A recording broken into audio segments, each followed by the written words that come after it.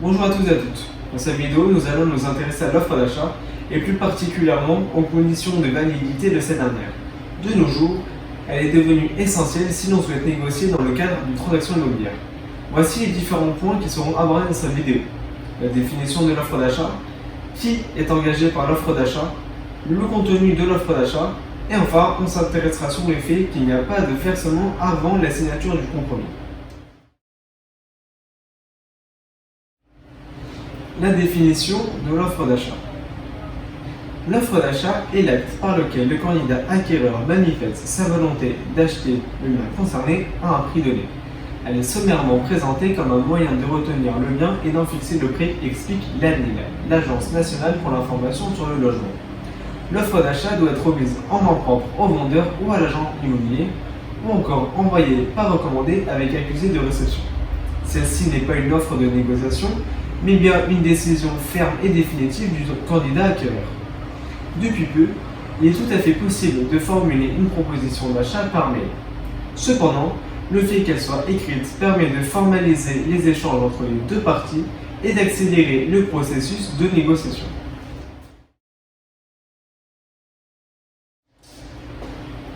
Qui est engagé par l'offre d'achat? L'offre d'achat engage d'abord le futur acquéreur. En effet, ce dernier propose un prix déterminé au vendeur pour son bien. Le vendeur est libre d'accepter ou de refuser la proposition, même si cette dernière est au prix. S'il accepte la proposition, un contrat est alors formé entre les deux parties. L'un devra céder son bien et l'autre devra en payer le prix. Les deux parties se réuniront soit chez un notaire, soit dans une agence immobilière afin de signer un compromis de vente ou une promesse d'achat selon les nouvelles modalités prévues dans l'offre. S'il refuse la proposition, aucun contrat n'est formé. Le vendeur a la possibilité de faire une contre-proposition, c'est-à-dire proposer un prix qu'il juge acceptable. L'acquéreur peut alors accepter la contre-proposition ou alors la refuser. En cas d'acceptation, le contrat est formé. On note également qu'une offre d'achat peut contenir un délai de réflexion ou une durée de validité qui peuvent permettre au candidat acquéreur de se désengager si les conditions n'ont pas été respectées. Le contenu d'une offre d'achat. La rédaction de l'offre d'achat ne répond à aucune règle d'écriture précise. Certains éléments essentiels du contrat doivent toutefois apparaître clairement.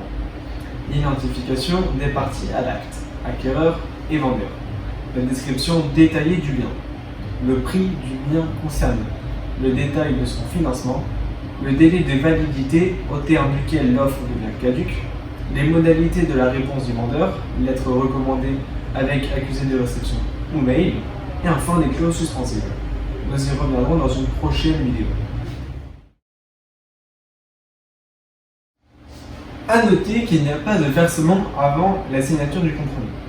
L'offre d'achat ne doit en aucun cas s'accompagner du versement d'une somme d'argent sous peine de nullité de l'acte. Tant que la promesse ou le compromis n'a pas été signé, l'acheteur ne peut verser aucun acompte au vendeur. Il ne peut donc pas lui remettre de chèque pour bloquer l'affaire. Je vous remercie d'avoir regardé cette vidéo et dans notre prochaine vidéo, nous nous intéresserons aux conditions suspensives que vous pouvez ajouter dans votre offre d'achat. N'hésitez pas à vous abonner pour ne manquer aucune de nos vidéos.